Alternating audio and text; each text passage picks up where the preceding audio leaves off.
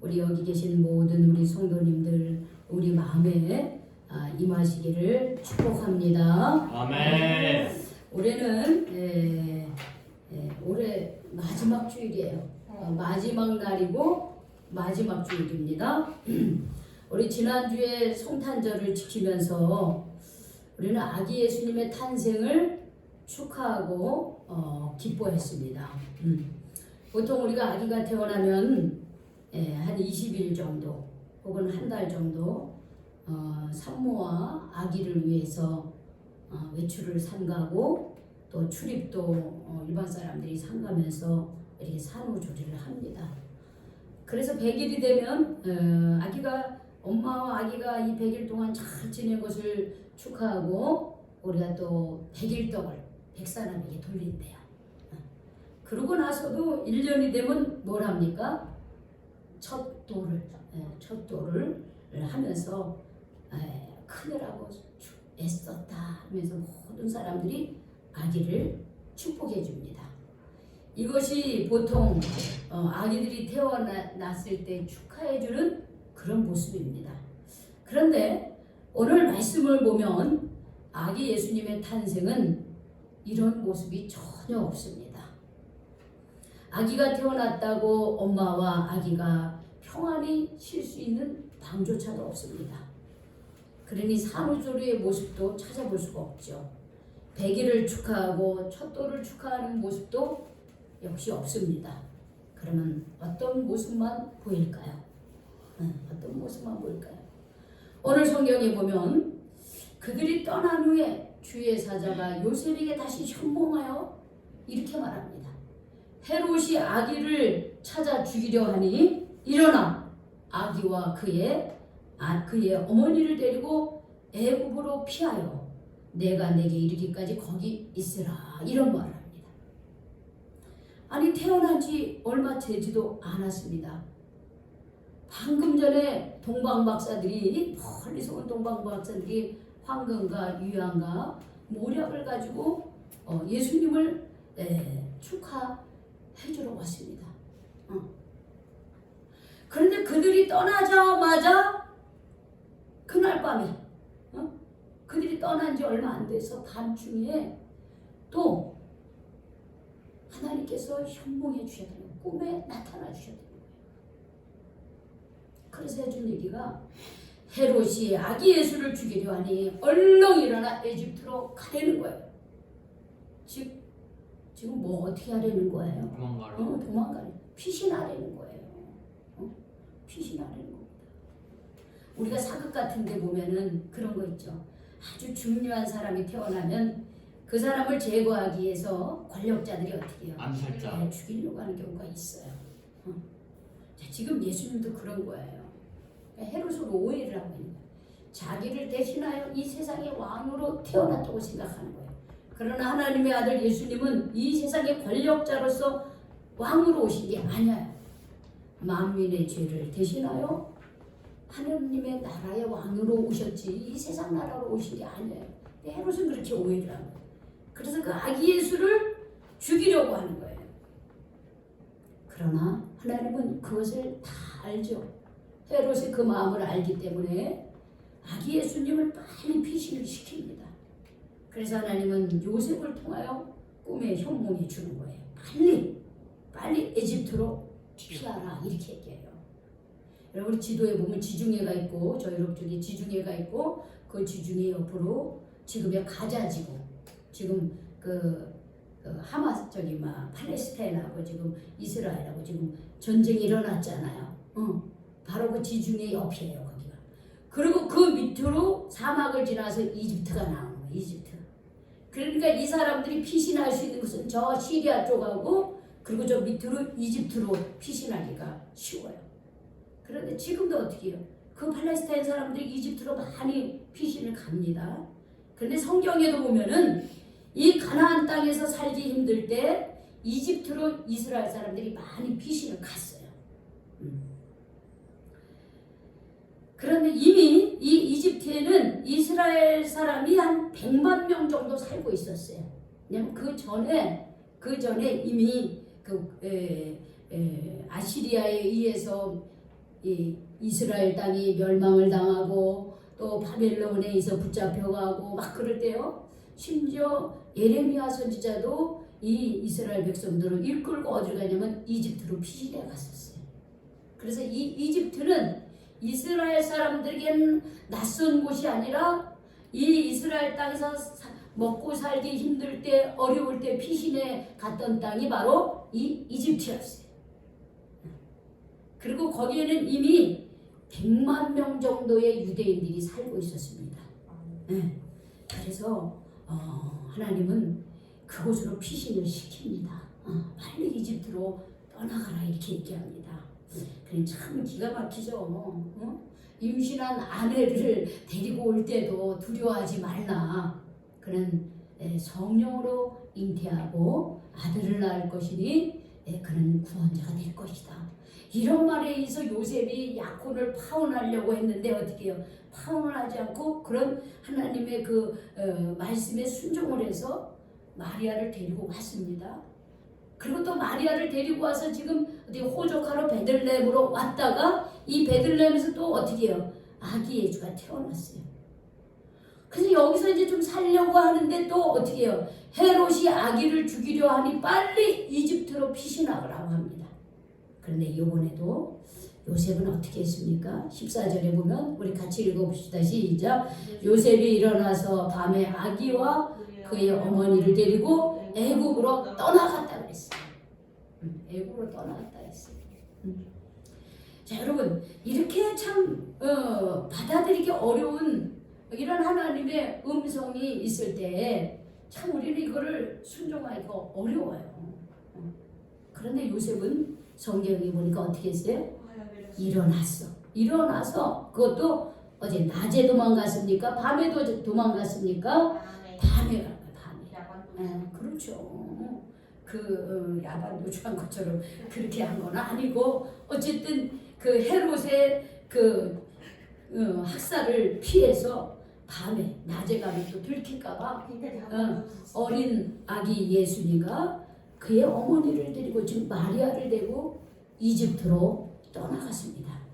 근데 사실 이 이집트로 가는 길은 그렇게 쉬운 길이 아닙니다. 왜냐하면 지금 이스라엘 이 베들레헴에서 이집트의 그 변경, 그 이집트로 들어가는 데까지는 약 120km나 되는 그런 먼 거리였어요.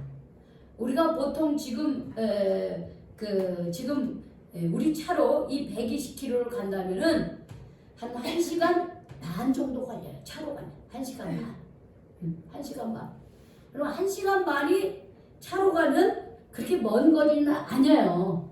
근데 예를 들어서 우리가 걸어서 간다고 생각해 보세요. 걸어서 간다면 어떻게 해요?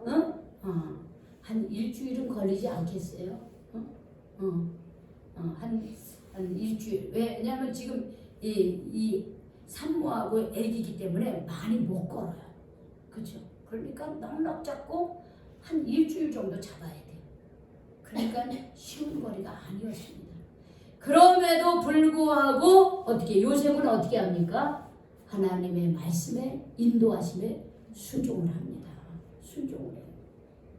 그리고는 언제까지 거기서 사냐? 여기 보면 현몽하여 하나님이 뭐라 그랬냐면 내가 너에게 이르기까지 내게 이르기까지 거기 있으라 그럽니다. 내게 이르기까지 거기 있으라 그래요. 그래 거기를 떠나라고 할 때까지 어떻게 해요? 거기 있으라 그러는 거예요. 그래서 요셉은 거기에 그 하나님께서 다시 떠나라고 할 때까지 있었는데 어느 정도 있었느냐 하면 약 3년 정도 있었습니다. 3년 정도. 3년 정도 있었어요. 그래서 오래전에 성지순례를 갔을 때 이집트를 간 적이 있었습니다. 보통 보면 이집트에 먼저 가서 그 다음에 거기서 그렇죠. 그거 보고 광야를 지나 시내산을 거쳐서 광야를 지나서 이스라엘로 들어가요. 그렇게 이제 출애굽 경로로 가는데 그렇게 이집트를 갔더니 거기 이집트에 콥틱 교회라고 있는 거예요. 예? 그럼 콥틱 교회가 뭐냐면 콥틱 교회라고 기독교회. 개신교회라고 있어요. 근데 사람들이요 기독교에 아주 우리가 가서 예배를 드렸어요. 그리고 아주 멋있는 사람들이에요. 이 사람들이 누구냐면은 예수님이 바로 그 피신에서 거기서 피신에서 가서 거기에 있을 때 그 교회를 기념하는 그 교회당인 거예요. 그런데 이 사람들이 예전에 아주 그 뭐랄까 핍박을 많이 당했대요. 그런데 이 사람들이 그 뭐랄까 그 열심히 살아가지고 사람들이 지금은 아주 다 경제적 기반이 잡혔더라고요. 그래서 아주 멋있고 이집트 사람은 가난하거든요 지금요. 근데 이 사람들은 너무 멋진 거예요 사람들이요. 그래서 예수님이 거주했던 그 교회도 그 장소도 우리가 가보기도 하고 그 장소가 그 장소인지 모르겠어요 사실은. 자, 그 세월이 흐르니까. 그런데 예수님이 한 3년 정도 어머니 마리아와 요셉과 함께 피난하며 살았습니다. 그리고 이 3년 정도 살면서 요셉은 목수를 하니까 목수일을 하면서 생활을 했고 또 동방 박사들이 준 예물이 뭐예요? 동방 그렇죠. 됐죠. 왜냐하면 요셉은 그 목수일을 했으니까 거기에 유대인들이 이미 100만 명이 살고 있으니까 그 사람들하고 일할 수 있으니까. 그리고 또 이미 동방 박사들이 예수님께 주신 그 선물이 있었어요. 뭐예요? 황금, 유향, 모략. 그렇지. 그래서 아마 예수님이 피난했을 때 이 황금과 유향과 모략을 아마 또 피난사리에 썼을 것이다. 이렇게 또 추정도 합니다. 그러나 쉽지는 않죠. 그거 가지고 되겠어요? 사람이 3년 동안 사는데. 그러니까 어쨌든 그렇게 하면서 거기에 3년간 머물러 있었습니다. 그래 예수님은 태어날 때부터 고난이었어. 왜? 태어날 때도 성령으로 잉태함으로 이 아이를 낳을까 말까. 그죠? 요즘 같으면 어떻게 유산을 해버렸을지도 모르지. 근데 그렇죠. 예전에는 그렇게 못하니까. 그러나 예수님 모친 마리아로서는 목숨을 바쳐서 그 생명을 지켜내야 되는 거예요. 요셉도 마찬가지죠. 동침하기 전에 약혼녀가 임신했다고 하는 사실은 참 남자로서 받아들이기 어려운 정말 어떤 배신감 혹은 수치심, 어떤 상대방에 대한 어떤 미움 이런 것들이 얼마나 많이 있겠어요. 그런데 어떻게 해요? 주님의 뜻이라고 하니까 어떻게 해요? 그 어려움들을 다 감당을 했어요. 그래서 그랬는지 요셉은요 일찍 죽었어요. 요셉은 오래 살지 못하고 좀 일찍 죽었어요. 요셉이 굉장히 착하고 선한 사람이었던 것 같아요. 그런데 이제는 태어나고 나서는 또 어떻게 해? 피신을 가는 게 피신 가서 3년간 또 머물러요. 뿐만 아니라 이제 한 3년을 머물고 나니까 헤롯이 죽습니다. 그러고 나서 그들이 피신하는 가운데 헤롯은 어떻게 해요? 아기 예수를 동방 박사들고 나도 경배하러 가겠다 그랬는데 동방 박사들이 어떻게 해요? 주의 천사가 헤롯을 만나지 말고 집으로 돌아가라. 그래가지고 헤롯을 만나지 않고 돌아가요. 동방 쪽으로 자기네들이 있던 곳으로 돌아가는 그 사이에 아기 예수님과 요셉과 마리아는 어떻게 이집트로 피신을 간 거예요. 그런데 헤롯이 어떻게 해요? 박사들에게 속은 것을 알아. 모르겠어요. 한 7일, 10일 지났을까? 박사들이 돌아오지 않으니까 돌아간 걸 아는 거야. 자기한테 안 오고. 그러니까 이 헤롯이요 화를 내면서 그 베들레헴과 그 부근의 지경에 있는 그 안에 사는 사내 아이들 2살 아래의 사내 아이들을 어떻게 해요? 다 처형을 시켰습니다. 그러니까 유아 학살을 시키고 말았어요. 왜냐면 자기를 대신할 다른 왕이 있어서는 안 된다고 그렇게 오해를 했기 때문에 그랬죠. 그래서 베들레헴과 예루살렘 사이는 약 10km 정도였어요. 그러니까 가까운 거리였습니다. 그런데 이 베들레헴은 당시 주민이 한 1000에서 2000명 정도 이렇게 살았다 그래요. 그래서 2살 아래의 사내 아이는 약 20여 명 정도가 됐다 그럽니다. 그런데 그 아이들을 다 죽였습니다. 그런데 하나님은 헤롯의 이러한 유학살 사건으로부터 아기 예수님을 보호했다라고 하는 사실입니다. 그러니까 참 이게 하나님의 뜻을 이루어가는 데 있어서는 이런 어려움들이 참 많이 있습니다. 그러나 하나님은 이 요셉의 순종을 통해서, 마리아의 순종을 통해서 이 예수님을 보호해 주셨다라고 하는 것이에요.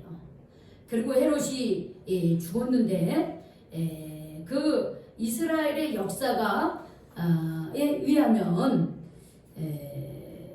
이 헤롯은 이 속에 아주 그 냄새나고 어떤 그런 심각한 질병으로 고생하다가 비참히 죽어갔다고 합니다. 유대인의 유명한 역사가 요세비우스에 의하면 헤롯이 아주 그렇게 속병으로 냄새가 아주 썩는 냄새가 그렇게 날 정도로 그렇게 고생하다가 죽었습니다. 그리고 헤롯이 죽은 이후에 이제 요셉은 다시 고향 땅으로 돌아오게 됩니다. 그런데 원래 고향 땅이 어디냐면 베들레헴이고 또 그들이 또 살던 때는 갈릴리 나사렛이었습니다. 근데 사실 이 요셉의 입장에서는, 마리아와 요셉의 입장에서는 사실은 나사렛으로 다시 돌아가는 게 좀 쉽지 않았을 거예요. 왜? 예수님의 탄생에 대한 그 이야기가 있잖아요.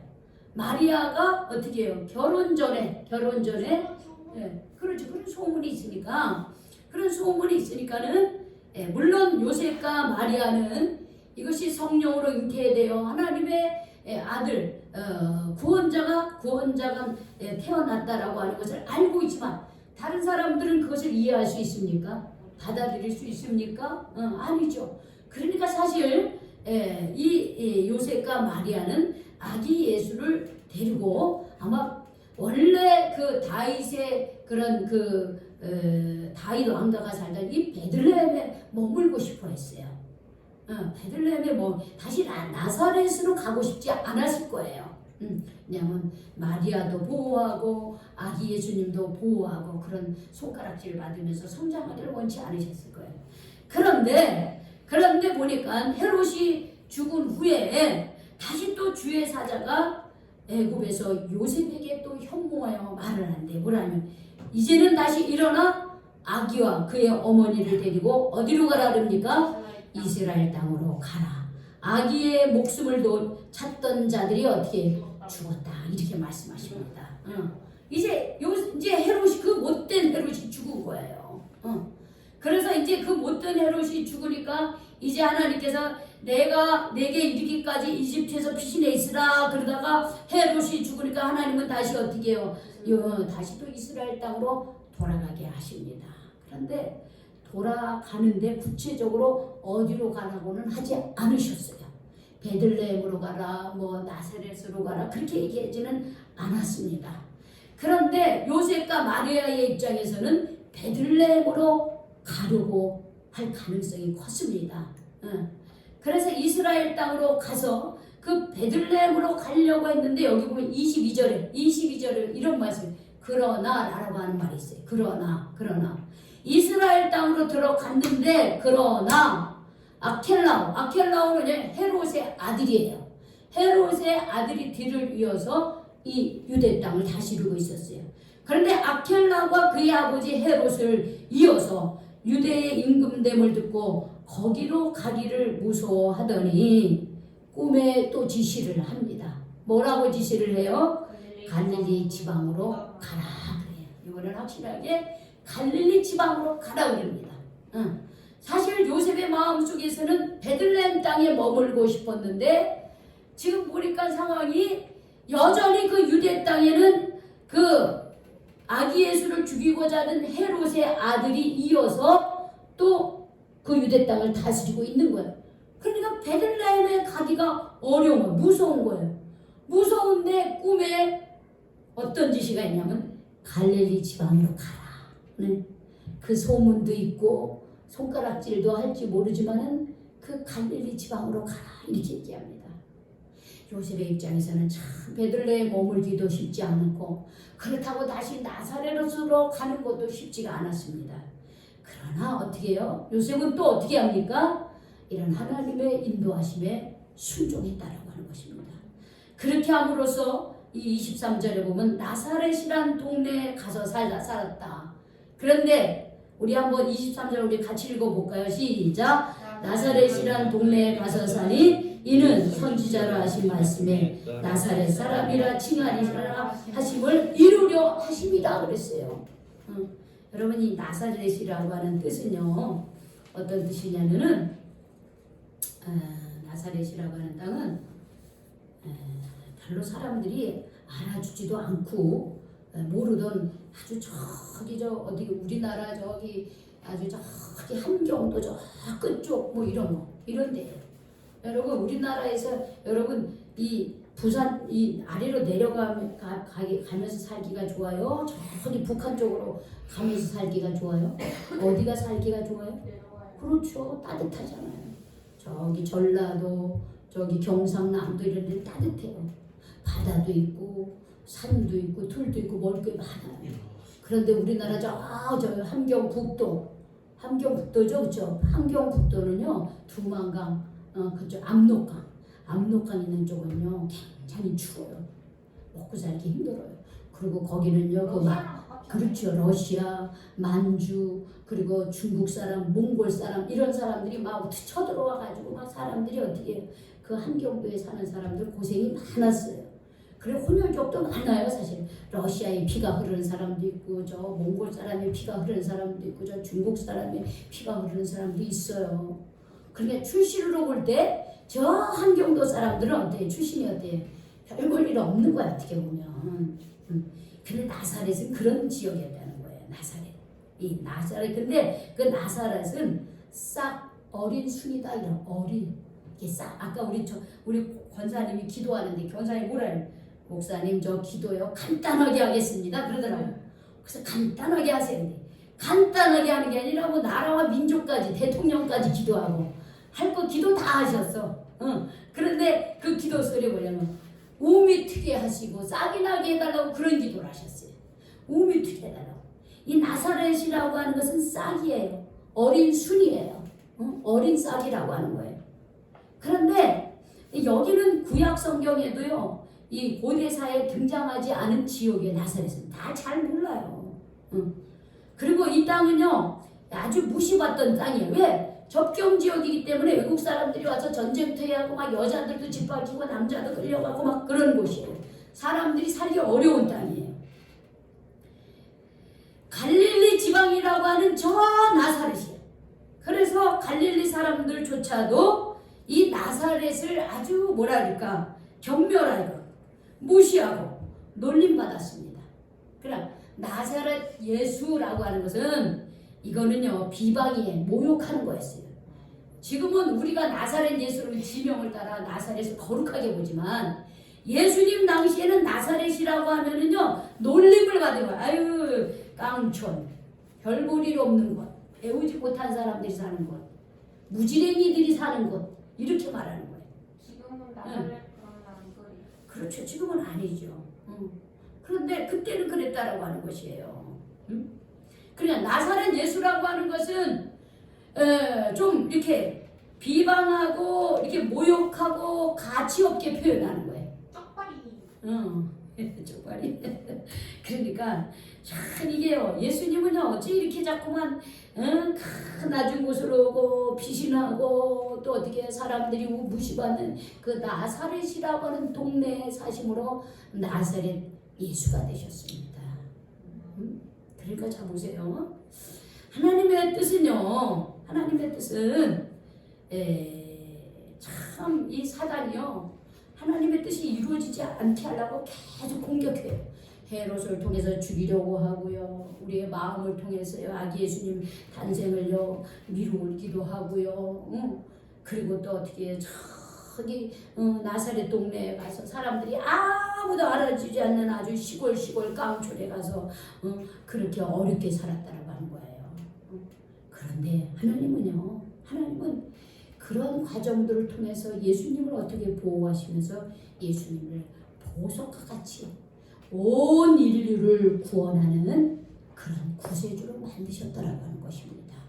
그런데 그런 과정 중에 어떤 사람이 쓰느냐면 요셉과 마리아처럼 하나님의 뜻에 순종하는 자들을 통해서 하나님의 나라는 이루어지고 있다라고 하는 것이에요. 여러분, 내가 안 하면 안 돼. 물론 또 너무 뭐 내가 안 해도 되겠지 이런 생각을 가지고 그렇지만 요 일은 나만이 해야 돼. 이렇게 우리가 생각할 수가 있어요. 그리고 아이고 나는 그 일을 안 할래 이런 생각을 할 수도 있고 그런데요. 하나님의 뜻은 어떤 사람을 통해서 일하느냐면요. 하나님의 뜻을 알고 힘들지만 그 뜻에 순종하는 사람을 통해서 일하신다라고 하는 것이. 아니 뭐 내가 없으면 뭐가 되나 두고 보자 이렇게 생각하는 사람은 하나님은 안 쓰셔요. 내가 없으면 뭐 아무것도 안 되겠지 뭐 이렇게 생각하는 교만한 사람이 있거든요. 아니라고 하는 거예요. 그런 교만한 마음을 가진 사람을 하나님은 쓰시지 하시고 하나님 저는 부족해요. 그러나 하나님이 저를 통해서 일하시기를 원하시면 제가 거기에 순종하겠습니다. 이런 사람을 통해서 하나님의 일은 중단하지 않는다고 하는 사실이에요. 끊임없이 하나님의 나라를 이루어가기 위해서 예수님을 아기 예수님으로 보내시고 그 성장 과정이 필요했는데 사단은 계속해서 아기 예수님을 공격하고 아기 예수님을 무너뜨리려고 했다라고 하는 것이에요. 그러나 하나님은 요셉과 마리아를 통해서 예수님을 보호하시고 또 예수님이 온전하게 성장할 수 있도록 그렇게 그 부부를 사용하셨습니다. 지금도 하나님은 마찬가지예요. 하나님은 지금도 하나님의 나라를 이루어가기를 원하십니다. 하나님의 뜻이 이 땅에 이루어지기를 원하십니다. 그런데 우리가 하나님의 나라를 이루어가는데 쉽습니까? 아니요. 하나님 나라 이루어가는 거 쉽지 않아요. 계속해서 방해를 받습니다. 여러분 우리가 전도하는데 보세요. 우리가 방해받고 못하게 하고 우리의 마음을 이축시키고 계속 그래요. 만약에 우리가 그래서 중단을 한다. 그러면 어떻게 하나님의 나라가 어떻게 되는 겁니까? 중단이 되어지는 거야. 나한테는 중단이 돼야 되는 거야. 그러나 나는 중단하지만 하나님은 누구를 통해서 일하실까요? 또 힘들고 어려워도 하나님의 뜻을 이루기 위해서 전도하고자 하는 사람을 통해서 이루어 가신다라고 하는 것이에요. 우리 지난주에 금요일날 저하고 우리 전도사님하고 대림교회 갔다 영등포에 있는 대림교회를 갔다 왔어요. 사회평신도부에서 주관하는 자랑스러운 선교 대상에 우리 교회가 지원했잖아요. 1,000,000원 받기 원했지만 우리는 이 숫자적으로 성장이 안 돼가지고 선교 대상은 제외됐어. 받지 못했어요. 그리고 이제 그 대상 중에 가장 큰 대상이 1억을 받는데 1억을 줄 교회도 이제 없었어요. 대신에 각 연회별로 한 연회가 한 지금 우리가 한 12연회 전체적으로. 그런데 그 중에 이제 연회별 한 교회씩을 선정해서 대상을 줬어요. 1,000,000원씩 줬습니다. 근데 이제 우리 교회는 거기에 포함이 되지는 않았지만 그래도 우수상을 받았어요. 우수상을 받아가지고 우리가 300만 원을 지원을 받았습니다. 너무나 감사하더라고요. 근데 거기에 가서 그 대상 받는 교회들 쭉 이렇게 어떻게 목회를 했는지 잠깐 나오는데 우리 전도사님하고 제가 감동을 받았어요. 우리만 열심히 전도하는 줄 알았더니 전국 각각 방방곡곡에서 열심히 목회하는 목회자들이 너무나 많은 거예요. 최선을 다해서 목회하시는 분들이 너무 많아. 그래서 감동을 받은 거예요. 하나님은 이렇게 일하시는 거예요. 내가 안 하면 내가 하나님의 뜻에 순종하지 않으면 하나님은 그 하나님의 뜻에 순종하는 사람을 통해서 일하시는 하나님이에요. 내가 안 한다고 하나님의 일이 중단하는 게 아니라고 하는 사실입니다. 그래서 저는 이런 생각을 합니다. 나를 통해서 하나님의 뜻이 이루어지기를 원합니다.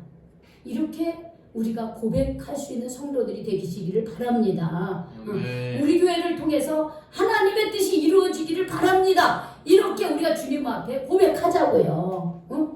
사실 우리 지난 1년 동안 전도한다고 많이 썼습니다. 우리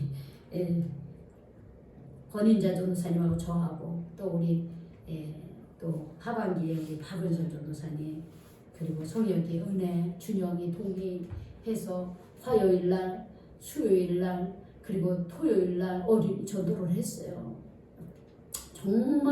정말 열심히 했습니다. 중간에 고소도 당하고 안 좋은 소리도 듣고 교감 선생님이 나와서 전도를 안 해주셨으면 좋겠다고 권면도 받고 그러니까 좀 위축되긴 했습니다. 그렇지만은 제가 그래서 연말쯤에 또 11월에 우리가 어린이 초청잔치를 하면서 뜨문뜨문 나와서 총 아이들이 13명이 나왔어요. 그래서 야 이게 뭔가 그렇다고 지금 그 애들이 또 다 나오는 것도 아니야. 내년에 이거 전도를 해야 되나 말아야 되나 마음속에 괜히 자꾸 이게 하지 말아야 되는 건가? 괜히 이런 마음도 드는 거야. 근데 제가 생각해보니까 아닌 거예요. 우리가 밭을 간 거예요. 밭을. 여러분 밭을 갈 때 밭을 갈자마자 열매를 거둘 수 있습니까? 아니죠. 밭을 만들고 거름도 주고 씨도 뿌리고 그래야 되는 거예요. 그러니까 우리는 올해 우리가 밭을 간 거예요. 학교 앞 전도도 하고 놀이터 전도 밭을 많이 갈았어요. 이제는 씨를 계속 뿌리니까 이제 열매를 거두기만 하면 됩니다. 그래서 우리가 내년에도 낙심하지 말고 하나님의 뜻을 이루어가는데 힘을 다하자. 저는 그런 마음이 듭니다. 그래서 우리는 하나님의 나라 뜻을 이루어가는데 많은 공격도 받고 어려움을 겪을 수가 있습니다.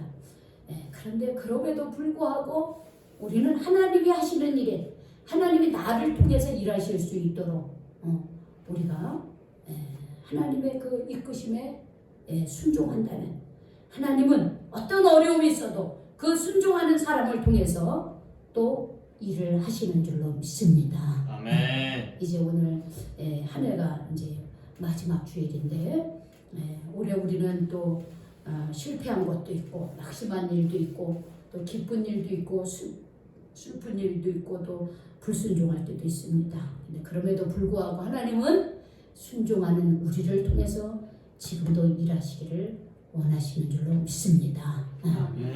우리가 주님의 뜻에 순종함으로 해서 다시 또 새해를 맞이하시는 저와 우리 모든 성도님들이 되시기를 주님의 이름으로 축원합니다. 기도하겠습니다. 하나님, 정말 우리 예수님이 이 땅에 태어나셔서 그저 잘 먹고 잘 지내고 편안하게 아버지 살으신 것이 아니라 많은 환난을 당하시고 피신을 당하시고 살해의 위험을 느끼면서까지 하나님 주님 구원자로서의 그 준비를 요셉과 마리아를 통해서 하신 것처럼 하나님 오늘도 하나님의 나라를 이루어가는데 많은 어려움이 있고 많은 방해가 있고 많은 환난이 있고 많은 아버지 고난이 주님 있지만은 그럼에도 불구하고 하나님의 나라는 하나님의 뜻은 순종하는 우리를 통하여 하나님은 일하신다는 것을 다시 한번 깨닫게 해주시니 감사드립니다.